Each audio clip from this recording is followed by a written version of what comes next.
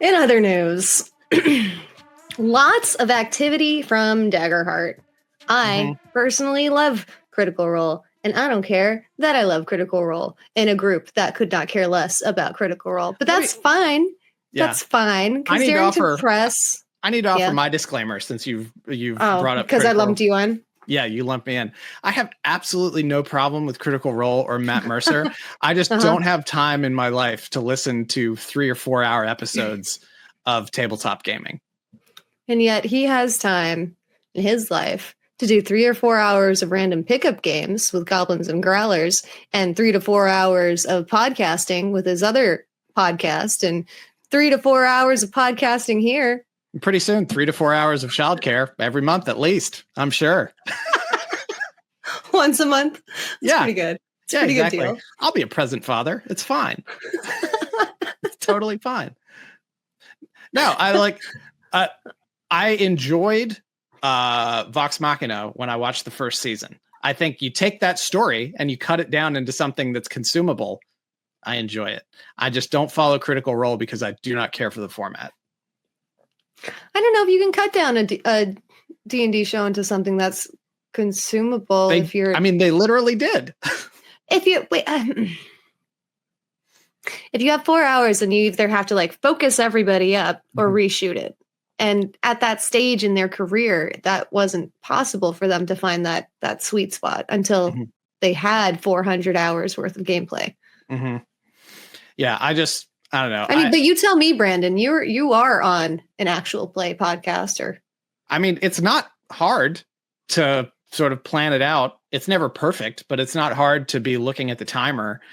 And you play with a group of people long enough, everybody gets a sense of what sort of the arc of the story is. And when you're at 45 minutes of recording, you're like, oh, that's actually a really great spot to end. And then we can just call it there and pick up for the next one. But maybe the next episode is an hour long. But I think the key is you don't go beyond an hour because then it becomes much less consumable for people out running errands or taking a short trip or a commute or something like that. I just think you do yourself a disservice. And obviously Critical Role is they're the exception that proves the rule. Because they were first movers in the situation, really. They weren't the first D&D podcast out there, but they were the first one that really broke out. So they can kind of do whatever the hell they want because they're the 800-pound gorilla in the room. They're the WotC of D&D podcasts, right? But everybody else needs to make things consumable. And dare I say, I would listen to Critical Role if they made it consumable. I think they are losing potential audience by not doing better production and organization. The people they've got are the people they've got, and they're not going to lose them. And they also wouldn't lose them if they cut their episodes back to an hour or take a 4-hour session and figure out a way to chop it up into 4 episodes that perhaps aren't exactly an hour a piece, but are much more self-contained. I hear you. I do. I think they're coming at it from a cinematography perspective.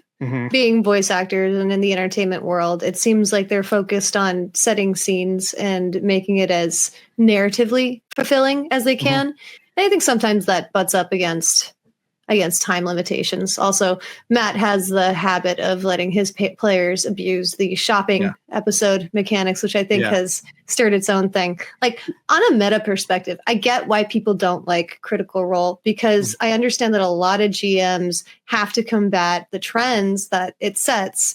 And that could be anything from I need more role play at the table, right? I need you to do funny voices like Mercer does. I need you to include tens of thousands of shops in our shopping episode so we can spend 3 to 4 dedicated hours talking to every shopkeeper and getting every menu and list of items. And that set some expectations for new players, especially getting into the hobby who've been listening to this show only and what they expect the experience is going to be from someone they've never sat with before. Yeah, and I play and run a fundamentally different kind of D&D than they're trying to do.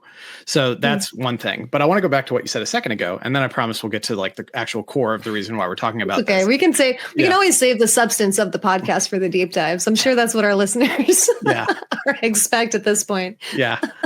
Yeah, the main feed podcast is just the hint of flavor you get from a LaCroix. To get the real syrup, you got to go to the Patreon.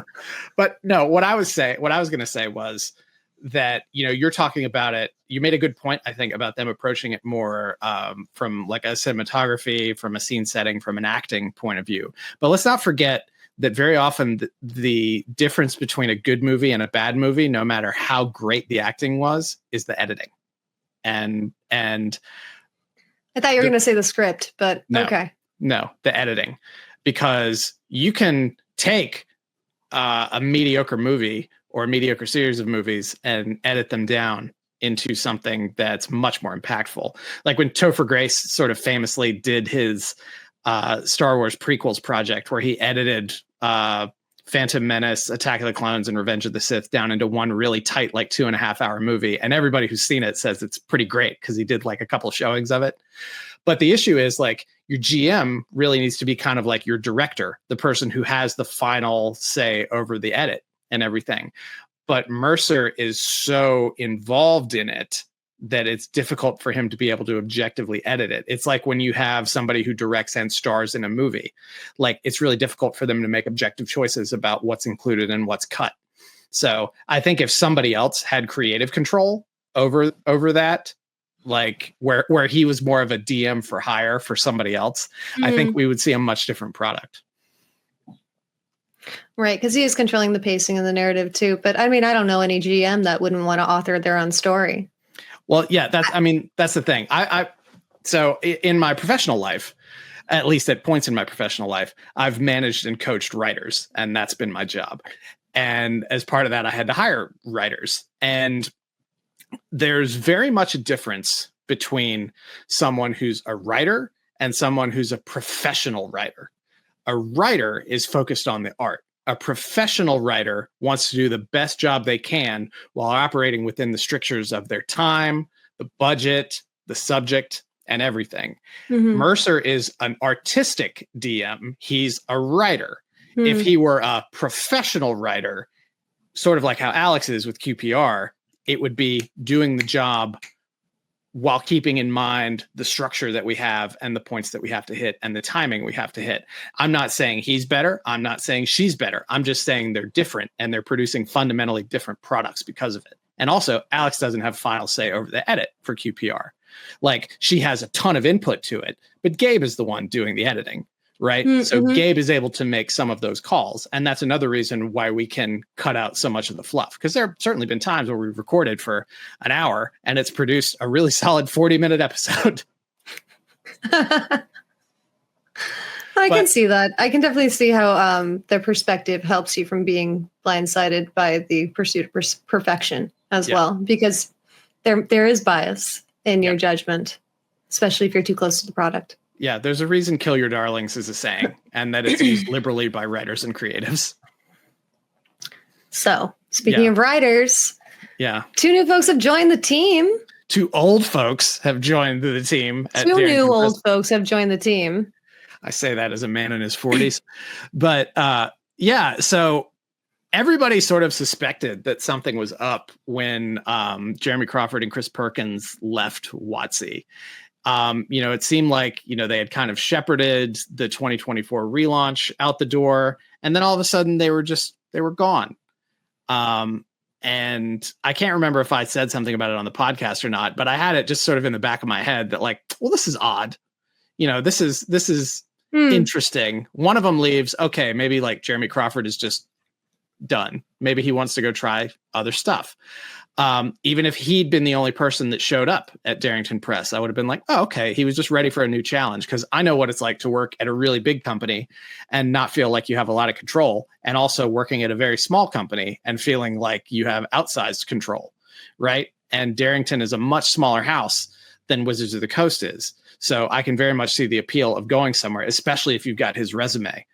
But Perkins also going there, like, this was a plan they had. This was a plan they had that they'd been talking to Mercer and company about for a long time, and they were just Perkins waiting. has been on the show quite a few times. Yeah. So I can imagine that this has been in cahoots for a while. Oh, yeah, definitely. And they just waited until they got the 2024 asterisk rule set out the door and 5.5e. We're going with 5.5e. That's the name now.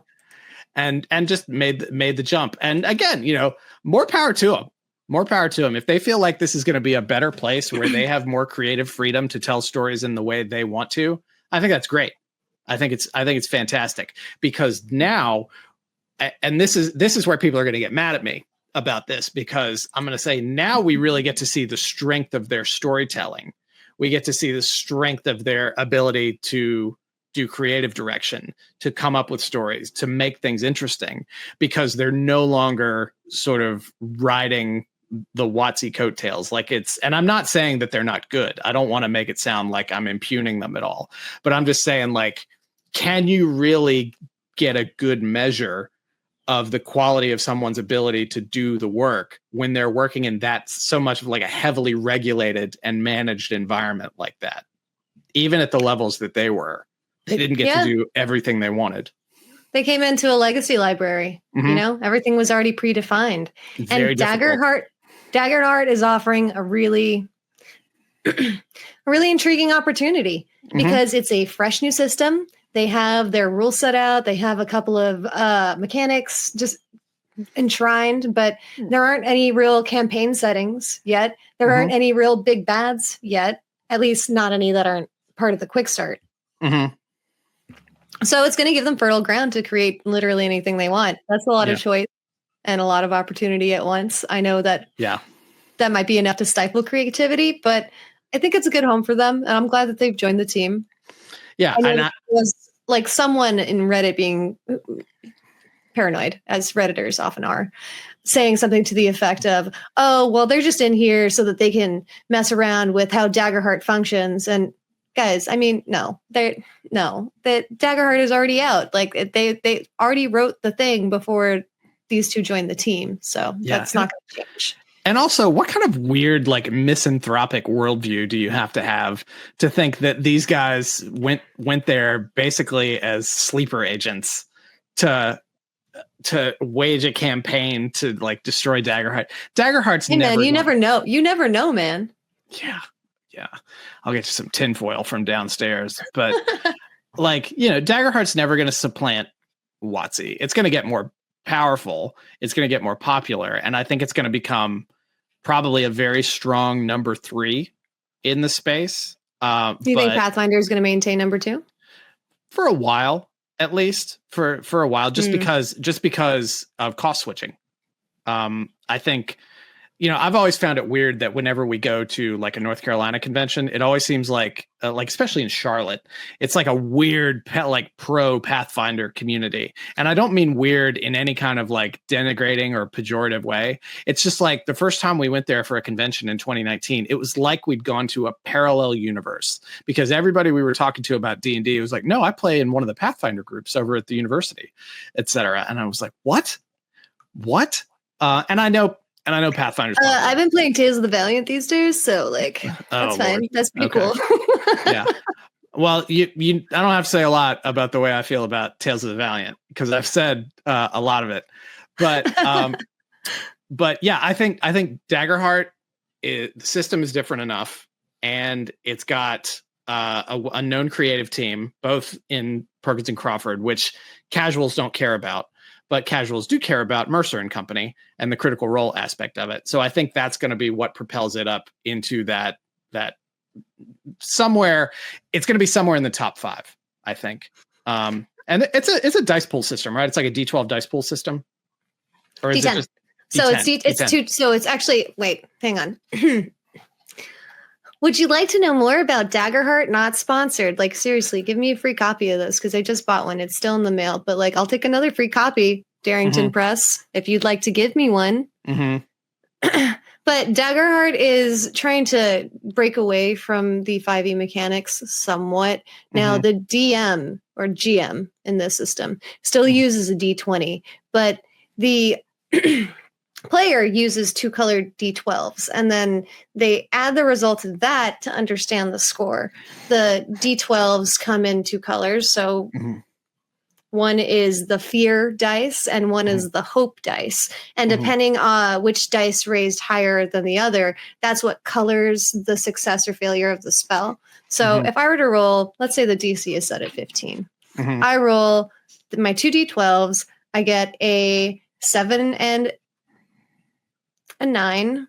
We'll say the 7 is on the fear dice and the 9 is on the hope dice. I succeed the roll, and I succeed the roll with hope because the hope dice exceeds the value of the fear dice. Does that make sense? They're both weighted.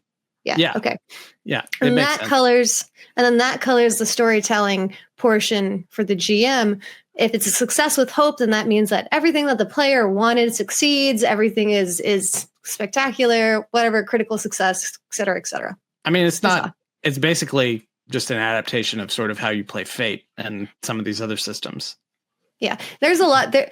Honestly, I kind of want to go through the beginning of the system reference book when they're talking about all the systems that came before them and where they were drawing inspiration from, because I really enjoyed that piece of like reading through the reference document.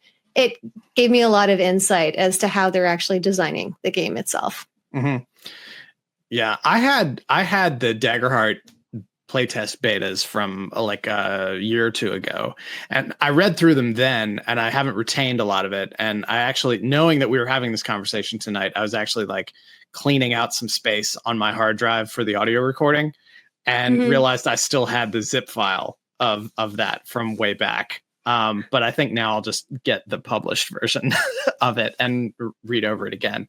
But yeah, I knew it was one of those sort of, succeed with a cost, fail with a cost, kind of things. And I know somebody in our Discord was giving some feedback on it the other day, and they were saying that was DMX who's run it before. Yeah. And was saying like, I kind of worry that the idea of hope and fear having so much of an influence over the direction of the rolls is going to create sort of an undue burden of improv on the GM. But that makes sense considering this is coming from Darrington, which was started by Critical Role, which is focused more on the cinematographic and scene setting and acting kind of storyline. And from a functional performance level, you don't necessarily have to play into the narrative aspect of it. The fear portion of this is a real mechanic that GMs can use at the table. So say someone succeeds with fear or fails with fear. If fear is part of the role, that's actually something that you get added to your tally of fear points that you accrue on your players throughout the session. And these can be used by you, the GM, throughout any combat session. If you wanted to add points to an attack, or you want to add points to hit, these are things that can modify the success or failure of your rolls or that of the party. I do like how for critical success, it doesn't matter what you roll on the dice as long as it's the same number. I like this idea of being able to roll snake eyes on these D12 and still have something good happen and not like double failure. There's a lot of interesting mechanics in here. I think the card abilities are also quite interesting. Instead of giving you like a spell book, for example, a lot of your abilities come by way of cards, and that's dependent on the 2 domains that you pick to build your character. So if I were a wizard and I was, I'd have to pick from the codex domain effectively, and that codex domain would give me a card, and that card... Oh, do I have actually an example of this? Let's see. Oh, no. You know what? I might not look for it now. But that card will give you an ability effectively of how many spells you can use. Like it'll have like shield, burning hands, and Tensor's floating disc or something like that. But obviously, the legally distinct version from Tensor's floating disc, which is Tensor's floating cube or what have you. Tensor's floating parabola. So that means that it's a little less modular to kind of make your own spell book effectively. I do love the way that they've created the character system, but I think we should actually spend some time on a deep dive and get you to make a character if we're going to dig into that. Yeah, No, I think that's a good idea. I would love to dig into it and sort of be forced to learn this system, because I'm like many D&D players throughout history, is I'm very interested in other systems, and I buy the books, and then the books sit on my shelf because I'm not being forced to use them because I can't find 4 other people to use them with. Now, a little sort of out of game conversation. You're planning on running some Daggerheart for folks this weekend, aren't you? As we're recording this. Yeah, I brought together some GMs in our community, and I'm like, hey guys, should we learn how to run this system? Because ultimately, I'm thinking it might not be a bad idea to just have a night or two where we try out a new system. Like I've been looking at Mage, the Ascension, for more magic stuff. I'm looking at Daggerheart for more roleplay stuff, and I can see the benefit of it. And I like that this is a modern system. Like it literally just came out, so it's had time to see what has failed with the other systems that's come before it. It's trying to serve the community in a way where it's being delicate about it. Like it has its own session zero information about, using the X card or lines and veils and discussing how all that goes down, or how to discuss boundaries with your players and GMs. And I think that's all valuable information when it comes to learning how to play the game. I am a bit worried that the magic isn't complex enough for me. So that's one worry. But my other worry is that the game actually might be too complex for people adopting it. Some things about like the armor threshold and hit points don't necessarily like match. Like, for example, we're going to very much World of Darkness tiers of health, like 7 tiers of health instead of a hit point pool, right? But then the armor that you can wear has these damage thresholds for you to denote whether it's a weak or strong attack. If it's a weak attack, it takes off 1 level of hit point thresholds. If it's a strong attack, it takes off 2. But then the thresholds themselves are targeted to the number of damage that the DM is rolling. And it's because I stopped listening a long time ago because it's too much. It's because the DM is using a D20 and we can't connect that with the 7-tier hit point thresholds. Yeah. Right? I mean, that's bad design. There's a solution. There always is. Like, I think it's salvageable outside of that. I want to see how difficult it is when you actually get into the grit of it. When it becomes a narrative friction to telling the story as opposed to helpful. Yeah. But that's what happens when you back yourself into a design challenge. When you start the project of like, okay, well, D20 still have to be involved because of the association that D20s have with tabletop gaming. That's how you end up with something like that, where you have to put in like a Fahrenheit to Celsius equation to convert the D20 results to the D12 results. Right. Yeah. And it's mostly the distinction between like the hit point levels itself. Cause I was even trying to grapple with this question too, looking at the World of Darkness material and thinking, okay, I like this, but it does ruin my favorite part about the TTRPG experience, which is rolling 8d6s and casting fireball. Like there's a psychological aspect of it. Right. Yeah. Big damage. I want big damage, but I can't do big damage with tiers, with hit point tiers. Anyway. Yeah. Big damage is out to get us and pull the wool over our eyes. Well, Daggerheart is saying it's not all about the big damage, and they really want people to lean into role playing. I think that what they're doing is exceptional. I like the track that they're going so far, and I think that they are trying to solve some interesting challenges, and it is giving me some inspiration as to what I would borrow to build my own system, like things that I think are working, things that obviously aren't working, and the temperament of what they've been able to do. So there's a lot of free stuff that you can download. I'm currently on the downloads page at daggerheart.com. All of this stuff is free. You can see the character sheets, additional sheets, maps, and cards that have all of the spells and other nonsense on them. These are going to be effectively what you collect based on the color of your domain here. That's how you can start to do the thing. I have a question, and I'd be interested in your thoughts on it. Yeah. How do you feel? What is your preference for games that require cards, for tabletop role-playing games that require the use of cards? Now, with D&D, you have the option of using like creature cards, spell cards, but that's more just to sort of help flavor the play and give you faster access to things. Like if you've got these particular 8 spells that you're using a lot, you can go ahead and have those cards. So you got them for easy reference. And like the cards that I made, Chaos Coupons, available at the Goblins and Growlers Big Cartel. Like those, subtle plug. Yeah, subtle plug. Those are just like optionals that you can use to help flavor the game from like a meta perspective, or just create more role-playing opportunities. But when the game requires the cards, I feel like that's a game that doesn't quite know what it is.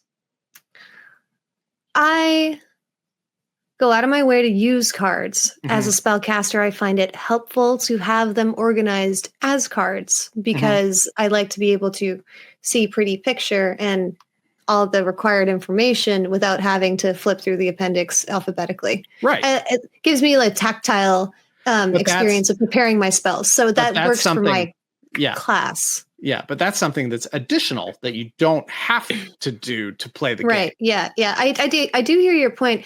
I think that a card-based system is burdensome because you're expecting first the DM to become a library for the cards. Yeah. And then the set fidelity is threatened by anyone who doesn't return the cards. Right. I would need a way to purchase cards individually in case I had to complete said set. And I would need the ability to purchase the cards for my players so that they could stop stealing the ones I have. I don't think that option currently exists. You can buy the package set and that'll come with the books and the cards themselves. I'm sure there's going to be more of an ecosystem that revolves around the cards, though. Yeah. And while I don't like it as a requirement, I think that there are ways around it. For example, you could print out this sheet, right? You could just have this printed out and stuck to the back of your character sheet, or like make a cool composition mosaic with the cards that you're actually using. It doesn't it's not a limiter insofar as this can either be managed digitally online or reproduced without too much effort. Yeah. Just if you take that, and because the cards are required for this, right? Like, I'm not making that up. They are, but again, like as much as a spell is required to be memorized, right? You would know it and then need the ability to reference it. I think I need to dig further into the materials themselves. I did look to see if there were any spells listed. I'm not sure if each of the cards are listed out by name, but there are various other tools out there to look them up. Yeah, I just think between like that, if that's a requirement, and what we were talking about with the D20s versus D12s, like it's a couple of interesting data points for potential misses in terms of the game design, like the system design. And, maybe that's one of the reasons that, Perkins is there now to help. Perkins and Crawford are there to help look at that and sort of audit it. I don't know, like see if there are ways to improve the system, because I refuse to believe that Darrington is 100% happy with the system on this right now, because you don't release something because it's perfect. You release something because it's done enough and you need to get it out the door so you can start iterating on it. Right. And granted, they spent a long time in beta and playtest on this, but stuff like that, like, I don't think those are appropriate solutions to some of these design issues. Like, I think that's created a problem. And I wonder if they're trying to look forward with these two hires to like Daggerheart 1.5 or Daggerheart 2.0. I think it is interesting that like Perkins is just the creative director and not a chief creative officer. And that might be just based on the size of the company. But I also wonder if that is indicative of maybe the actual power that he has. Or the power dynamic, right? Between Mercer and Perkins. Yeah. I can see the new members taking maybe a reserved approach here, but there are some kinks that need to be worked out with just Daggerheart and how it functions, because the game cards aren't just for your spells and special abilities, but they're also for, let's see, I had the list here. It's also for your ancestry, your community, your subclass. Like, it's part of the character creation experience, which is why I was saying, like, as a DM, it's problematic to have the cards, because what if two people want to be Riftborn? Like, what am I going to do then? You know, is it an exclusive decision at that point? Does everyone just buy their own deck? Player deck coming soon. I can tell you that within the next 6 months. Yeah. There's a lot of questions about it. And I know I've sounded like really negative on this, but I actually I hope it's great. I hope it's successful, because if it's something that can sort of break the duopoly at the top between Pathfinder and D&D, I think that's awesome. Not because I want to see, I'm not one of these real hardliners who's like, D&D is awful and it should just go away. I think that's kind of like a silly way to look at things, but there should just always be more, not only more choices, but there should be more good choices. Yeah, 100%. And I'm going to share these touchstones, I guess, as we close out, because I think we're kind of at time for this. For this episode. I'll say this really quick though. It might be worth a deep dive after you run your Daggerheart game this weekend to come back and talk about how that went and what you took away from it. Yeah, 100%. I'm interested to hear the feedback that the other GMs have. I know it's going to be Luke and Jack there, and maybe Dan. And maybe Jish, I think. Yeah. We should come back next week and record a deep dive for the following week based on that. Okay. These touchstones that I shared in our chat are all of the inspirations that they're taking from. I'm seeing Quiet Year in there for map building, Blades in the Dark, Evil Hat. Anybody who uses Quiet Year, I appreciate. We've got Flea Mortals, Masks. Of course. That's good. Monty Cook, Dishonored from I have my problems with some of the stuff Modifius puts out with their dual D20 system. I think it's different for the sake of being different. This is all good. None of this is really unexpected. Like nothing is jumping out at me here and saying like, well, I can't believe they did that. Yeah. So I think that they are trying to make a balanced game, and we're going to be seeing a couple of, ripples as everybody starts actually playtesting it in earnest and creating new stories around the mechanics that they've invented. We'll see which ones actually sustain the test of making it to the player table. Yeah. All right. Well, I think we have exhausted our conversation on all that. Do you have anything else you want to add? I mean, I could keep talking about this forever, Brandon, but no, we'll save it for the deep dive and see you $5 Patreons later.